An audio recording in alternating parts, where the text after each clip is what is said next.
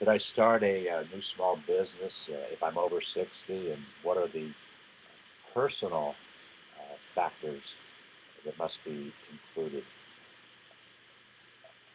I talked about hearts, guts, smarts, luck, and those are either, well, they're either there or they're not there. You can certainly develop them, and they are very important characteristics as an entrepreneur wanting to start a business. Personal probably needs to take into consideration what is your personal situation today. Why do you want to start a business? Do you have a timeline? Are you doing it as a hobby? Are you sharing your knowledge, your information? Do you want to generate, uh, need to generate X number of dollars of cash flow? I started that discussion yesterday and saying that I've actually started two businesses since my 60th birthday. And in my case, it was very, very personal why I started those businesses. I've been starting businesses and helping other folks start businesses for a long time. But why, when I should be in retirement, was I starting businesses? Because, and very personal, I love what I'm doing. And I'm more productive at what I do today than I've ever been in my life. So why would I not want to continue what it is that I do? My passion, my persistence, my patience. Patience ties into timing. What kind of timeline have you set for yourself? But in my personal case, I found out that the money that I'm getting from Social Security simply is not uh, nearly enough uh, to support the very simple, modest lifestyle that I had 5 years ago, 6 years ago. And so I needed to generate additional cash flow, and that was going to come from starting a business. So those are the main reasons why I did start. I'm going to share with you now, it falls into the category of personal, and see how many of these things actually you can identify with in your own life. And there are the things that can be done right now, things you need to think about right now as you start your business. This comes from a story that I read, a blog that I read in Inc. magazine. Actually, I read it at Inc.com, although I do buy Inc. magazine. I don't think it was the most current edition of Inc., which is somewhere here. But it doesn't matter. The date line here is October 12th, how to start a small business in a few hours. You need to get started. And in getting started, point number one that is made by the author Jeff Haden in Inc. at Inc.com is get over the company name thing. Company name thing is very, very important, and I don't agree with what Jeff said 100%.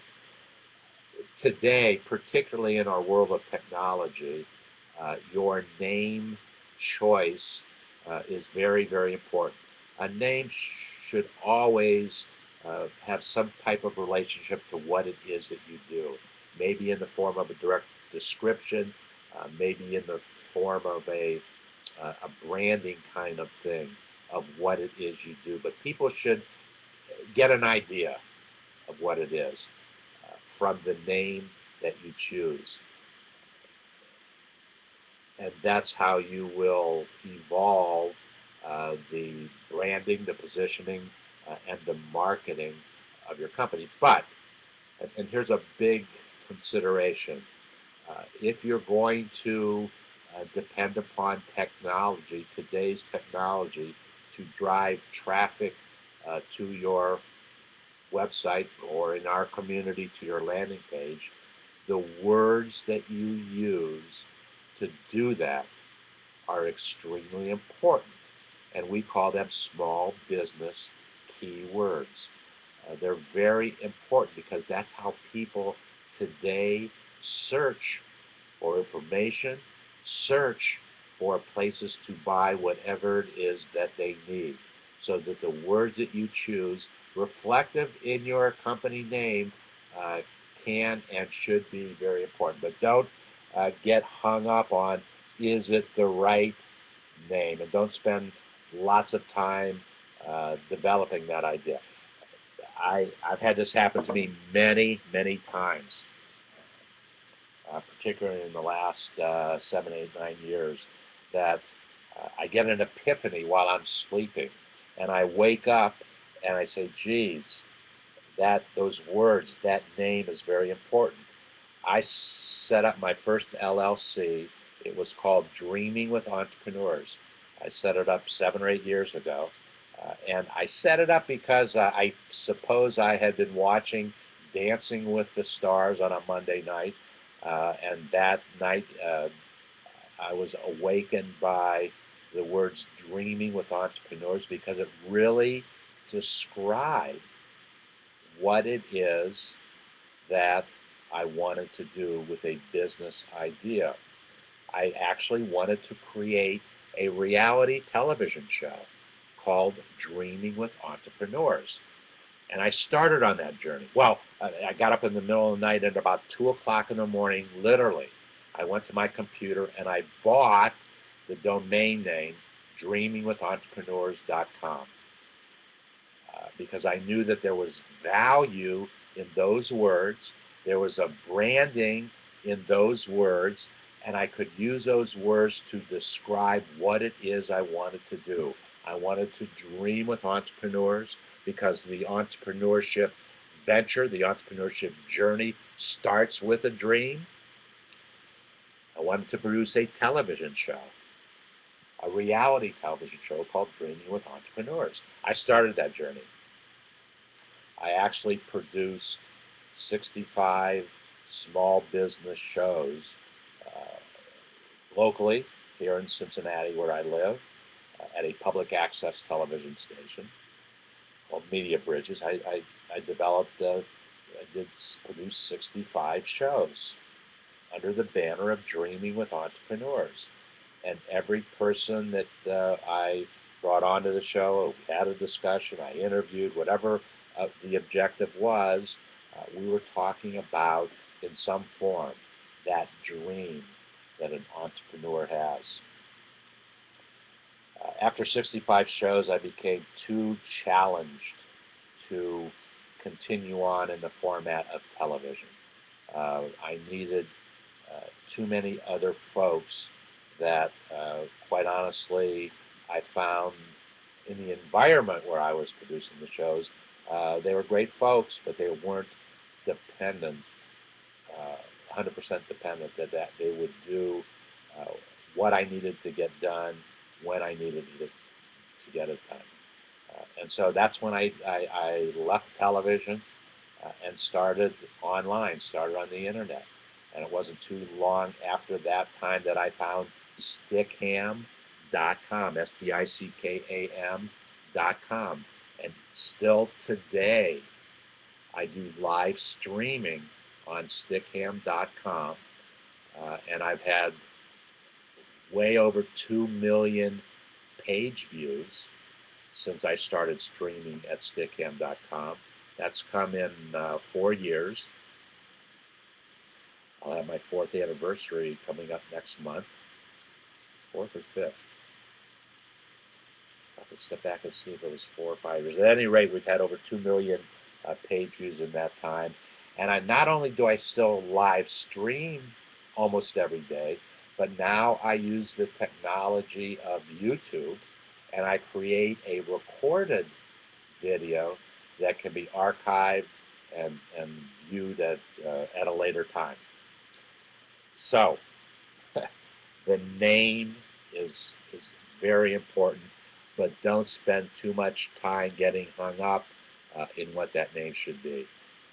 Keeping in mind that it describes what you do and has some search engine optimization value to it if you want to bring people, if you want to use technology to bring people to a landing page. So that's simple. Point number 2, get your employee identification number, your EIN. I waited many years before I got an EIN. I used my personal Social Security number, which is perfectly acceptable by the Internal Revenue when I've reported the activity of my businesses over the years. But an EIN would have protected me. An employee identification number would have protected me in that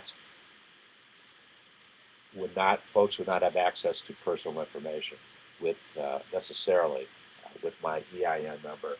And it's free. It takes minutes, and you can keep your Social Security number. Go to the IRS.gov, IRS Internal Revenue Service.gov website, and make a simple application for your EIN number. Register your trade name. That's a tricky one. Somehow when you register by just registering with your state or your city or however it's done and wherever you live, typically it's the state where you register your name. Every LLC that I have created must be registered with the state, in this case the state of Ohio. When I picked the name Dreaming with Entrepreneurs, because I ultimately knew that I wanted to produce a reality small business show, I went ahead and I got a service mark. Service mark, very similar, being a trademark. And I spent over $3,000 to get that service mark with hiring a law firm who would do the paperwork and monitor the situation for me. That is not necessarily what you need to do as you start your business, but it's important to register your name so at least you're on record as having that name. Then your attorney may recommend to you that you need to take that level of protection one step further. Point number 4, get your business license. Absolutely. You will get it in your local municipality. You might need to get it at the state level, but certainly in your local municipality, wherever it is that you live.